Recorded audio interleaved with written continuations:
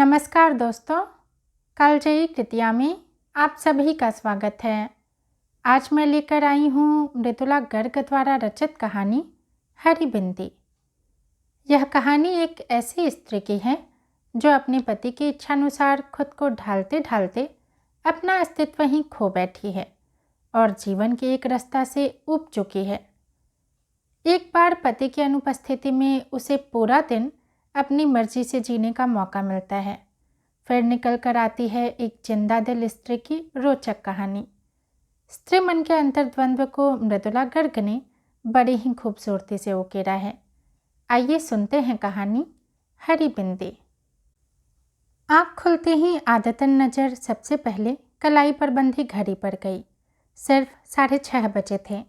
उसने फौरन दोबारा कसकर आंखें बंद कर ली और इंतजार करने लगी कि अब पलंग चरमराएगा और आवाज़ आएगी, उठना नहीं है क्या? पर जब कुछ देर चुप्पी बनी रही तो आंखें खोल कर देखा, बिस्तर पर वह अकेली है। अरे हाँ, रात ही तो राजन दिल्ली गया है, याद ही नहीं रहा। तो अब उठने की कोई जल्दी नहीं है। उसने ढेर सारी हवा गालों में भरकर लंबी सांस छोड़ी और पूरे बिस्तर पर लोट लगा गई। दूसरे सिरे पर जाकर मुंह पर बाँह रख कर लेटी तो कानों में घड़ी की टिक टिक बज उठी। वह मुस्कराती। उसे कलाई पर घड़ी बांधकर सोने की आदत है। रोज राजन चढ़कर कहता है, यह क्या सारी रात कान के पास टिक टिक होती रहती है, इसे उतारो ना। उसने मुंह पर से बाँह हटा ली, तकिया खींचकर पेट के नीचे दबा लिया और लंबे चौड़े पलंग पर बाहें फैलाकर औंधी लेट गई। ओह, सुबह देर तक सोने में कितना आनंद आता है। राजन होता है तो सुबह 6, 6:30 से ही खटर पटर शुरू हो जाती है। चाय नाश्ते की तैयारी, दोपहर का खाना साथ में और 8 बजे राजन दफ्तर के लिए रुखसत। न जाने राजन को जल्दी उठने का क्या मर्ज है। खैर, आज वह स्वतंत्र है, जो चाहे करे। उसने शरीर को ढीला छोड़ दिया और दोबारा सोने की तैयारी करने लगी। फिर आँख खुली तो 8:30 बज चुके थे। उसने एक प्याला चाय बनाई और खिड़की का पर्दा हटाकर बाहर झांकने लगी। दूर तक धुंध छाई थी। आज जरूर बरसात होगी, उसने सोचा। उसे धुंध बहुत भली लगती है। जब मालूम नहीं पड़ता वहाँ कुछ दूर पर क्या है तो अनायास आशा होने लगती है कि कोई अनुपम और मोहक वस्तु होगी। मैं भी खूब हूँ, उसने मुस्कराकर सोचा। मुझे धुंध में खुलापन लगता है और सूर्य के प्रकाश में घुटन। चाय पीकर गर्म पानी से देर तक नहाया जाए, उसने सोचा और बाल्टी भरने लगी। फिर ठंडे पानी की फुहार ही ऊपर छोड़ ली और एक गजल गुनगुना उठी। बड़े तौलिए से खूब रगड़ कर बदन पोंछा। आज एक अद्भुत स्फूर्ति और उत्साह का अनुभव हो रहा है। नीले रंग का कुर्ता और चूड़ीदार पाजामा पहना तो नीले रंग की बिंदी माथे पर लगाने को हाथ भर गया। फिर न जाने क्या सोचकर उसने छोड़ दिया और बड़ी सी हरी बिंदी लगा ली। राजन होता तो कहता, नीले पर हरा क्या तुक है। उसने दर्पण में दिख रही अपनी प्रतिछाया को जबान निकालकर चिढ़ा दिया। कहा, तुक की क्या तुक है, और खिलखिलाकर हंस पड़ी। दराज खोली तो नज़र चांदी की बाली पर गई। उठाकर कानों में लटका ली। विवाह के बाद से पहननी छोड़ दी थी। नकली है ना, और ज़रूरत से ज़्यादा पड़ी, राजन कहता है। एक पुराना बैग हाथ में ले झपट कर बाहर निकल आई। बरामदे में मुंडू बैठा आराम से सिगरेट फूंक रहा था। राजन की उसे देखते ही हथेली में छिपा बड़ी संजीदगी से बोला, खाना क्या बनाऊं? कुछ नहीं, उसने कहा। नहीं खाएंगे, तुम्हारी छुट्टी। मुंडू की घबराई सूरत देखकर हंस पड़ी और बोली, मेरा मतलब जो तुम्हें अच्छा लगे बना लो, तुम्हें ही खाना है, चाहे खाओ चाहे छुट्टी मनाओ। बिना यह चिंता किए कि ठीक कहाँ जाएगी या क्या करेगी, वह सड़क पर कुछ दूर चलती चली गई। बस इतना जानती है कि आज का दिन यूं ही नहीं जाने देगी। कुछ तय करने से पहले बारिश शुरू हो गई। उसने कुछ दूर भागकर टैक्सी को आवाज़ लगाई और भीतर घुसकर सोचने लगी। जब टैक्सी ली है तो कहीं न कहीं जाने को कहना पड़ेगा। जहांगीर आर्ट गैलरी, उसने जो सबसे पहले मुंह में आया कह दिया। गैलरी में किसी आधुनिक चित्रकार की प्रदर्शनी हो रही थी। विशेष कुछ समझ में नहीं आया, पर आनंद अवश्य आया। आज कुछ भी करने में आनंद आ रहा है। एक चित्र के आगे वह काफ़ी देर तक खड़ी रही। देखा पूरे कैनवस पर रंग बिरंगी रेखाएं इधर उधर दौड़ती चली आ रही हैं। अरे, उसने सोचा, यह तो बिल्कुल मेरे कुर्ते की तरह है। वह जोर से हंस पड़ी, इतनी जोर से कि पास खड़ा एक दरियल उसे घूरने लगा। कहीं यही तो चित्रकार नहीं है? बेचारा, जरूर चित्र अत्यंत त्रासद रहा होगा। उसने चेहरा गंभीर बनाया और दरियल के पास जाकर विनम्रता से कहा, सॉरी, और बाहर निकल आई। बाहर आकर ख्याल आया, हो सकता है वह कलाकार ना हो, उद्योगपति हो। दो किस्म के इंसान ही दाढ़ी रखने का साहस कर सकते हैं, कलाकार और सामंत।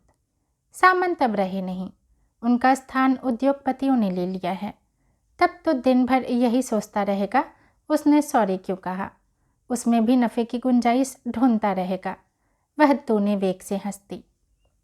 फिर देखा बारिश थमी हुई है, पर आकाश अब भी काफ़ी गुस्सैल नजर आ रहा है। पूरा बरसा नहीं, उसने सोचा, और फिर सड़क थाम ली। सड़क के किनारे रेस्तरां देख याद आया कि काफ़ी ज़ोर से भूख लगी है। भीतर जाकर चटपटाती स्थितियाँ, एक गर्मा गर्म आलू की टिकिया और एक आइसक्रीम एक साथ। एक साथ? बैरे ने आश्चर्य दिखाया। हाँ, कोई ऐतराज है? जी नहीं, लाया। उसे ठंडा और गर्म एक साथ खाना भला लगता है, कहते हैं दांत खराब हो जाते हैं। कितना चटपट काम हो गया आज। राजन रहता है तो बढ़िया जगह बैठकर आराम से खाने की सूची देखने के बाद सोच विचार कर आदेश दिए जाते हैं। खाकर बाहर निकली तो सोचा पास किसी सिनेमा घर में पिक्चर देख ली जाए। किस्मत से अंग्रेजी की पुरानी मजाकिया पिक्चर मिल गई, डैनी के की। राजन कहता है, न जाने तुम्हें डैनी की कैसे पसंद है। मुझे तो उसके बचपने पर हंसी नहीं आती, पर उसे आती है, खूब आती है। फिर हंसी पर हंसी आती है, कभी कभी बेबात आती है, जैसे आज। पिक्चर के दौरान वह आज और दिनों से ज़्यादा ठहाके लगा रही थी। पास बैठे आदमी की सूरत अंधेरे में दिख नहीं रही थी, पर हंसी की आवाज़ जरूर सुनाई पड़ रही थी। पता लग रहा था हंसने में वह उससे 2 कदम आगे है।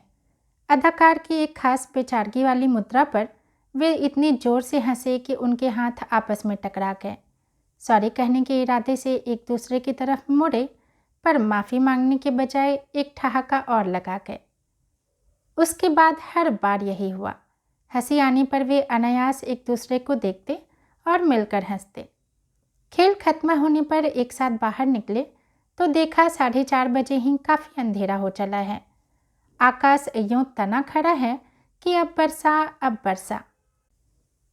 कितना सुहावना दिन है, उसने अपने पड़ोसी से कहा। सुहावना? उसने कुछ अचरज से कहा, या बेरंग? हाँ, कितना सुहावना बेरंग दिन है। वह हंस पड़ा। समझता हूँ, सूरज यहाँ रोज़ निकलता है, पर धुंध कभी कभी होती है। 8 महीनों में आज पहली बार। अब मानसून शुरू हो जाएगी। हाँ, आज खूब बरसेगा, उसने कहा। फिर अनायास जोड़ा, कॉफ़ी पियेंगे? ज़रूर। हल्की हल्की फुहार पड़नी शुरू हो गई तो दोनों भागकर सामने वाले रेस्तरां में जा घुसे। उसने बाल छटक दिए और बोली, आपका छाता कहाँ है? छाता? हाँ, आप लोग हमेशा छाता साथ रखते हैं ना? वह ठहाका मारकर हंस पड़ा। इंग्लैंड में, उसने कहा। कॉफ़ी मंगाकर दोनों सामने काले पर आए समुद्र को देखते अपने अपने ख्यालों में खो गए। सहसा उसकी आवाज़ सुनकर वह चौंकी। आप क्या सोच रही हैं, यह जानने के लिए पेनी का खर्चा करने को तैयार हूँ, वह कह रहा था। दीजिए, उसने हंसकर कहा। उसने निहायत संजीदगी से जेब में हाथ डाला और एक पेनी आगे कर दी। उसने उसे हथेली में बंद कर लिया। बतलाना सच सच होगा। मैं सोच रही थी समुद्र में कूद पड़ूं तो कितनी दूर तक अकेली तैर सकूंगी। और आप क्या सोच रहे थे? पर पेनी नहीं दूंगी। उसने मुट्ठी कसकर बंद कर ली, जैसे उसमें किसी आत्मीय का दिया उपहार हो। बुरा तो नहीं मानेंगी? उसने पूछा। नहीं, उसने कह दिया, पर दिल बैठ गया। अब वही घिसी पिटी आशिकाना बातें शुरू हो जाएंगी। मैं सोच रहा था बारिश बढ़ जाने पर यहाँ से वर्ली तक का टैक्सी भाड़ा कितना लगेगा। वह जोर से हंस पड़ी, दुर्भावना से नहीं, हर्ष के अतिरेक से।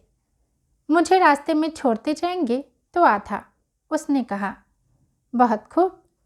उसने यह नहीं पूछा कि वह रहती कहाँ है। उसे लगा जीवन में पहली बार ऐसे इंसान के साथ बैठी है जो यह नहीं जानना चाहता उसके पति हैं या नहीं, और हैं तो क्या काम करते हैं।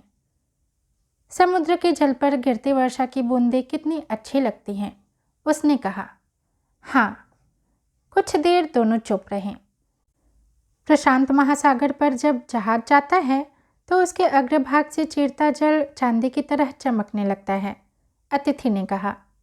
क्यों? शायद फॉस्फोरेसेंस के कारण। आपने कभी नहीं देखा? नहीं। मौका मिले तो देखिएगा। आप बहुत घूमे हैं? उसने हल्की ईर्ष्या से पूछा। बहुत। वह याद करके मुस्करा रहा था। सबसे अच्छी जगह कौन सी लगी? जब जहाँ हुआ। वह हिचकिचाहट के साथ मुस्कराया। पता नहीं वह समझे या न समझे। वह हामी में सिर हिलाकर मुस्कराती। उसने देखा कॉफ़ी खत्म हो चली है और बेरा बिल्ली आ रहा है। बाहर वर्षा थमने लगी है, धुंध भी छंट रही है। नहीं, धुआंधार नहीं बरसेगा। वह संकेत झूठा निकला। अब धुंध हट जाएगी और वही तेज प्रकाश वाला सूर्य निकल आएगा। बिल आने पर उसने उठा लिया और कहा, न्योता मेरा था। अतिथि ने बहस नहीं की। शुक्र है, उसने सोचा। पैसे देने की जिद करने लगता तो सब कुछ बिखर जाता। टैक्सी लेकर चले थे कि घर आ गया। उतरते उतरते पैसे निकालने लगी तो उसने रोक दिया। रहने दीजिए। क्यों? उसके माथे पर शिकन पड़ गई। आज का दिन मेरे लिए काफ़ी कीमती रहा है। कैसे? मैंने आज से पहले किसी को हरी बिंदी लगाए नहीं देखा, उसने स्निग्ध स्वर में कहा। वह जरा ठिठकी कि टैक्सी चल दी। कुछ दूर जाकर आंखों से ओझल हो गई। दोस्तों, कहानी यहीं समाप्त होती है। अगर आपको पसंद आई हो तो लाइक करें और अगर चैनल को सब्सक्राइब नहीं किया है तो ज़रूर करें। धन्यवाद।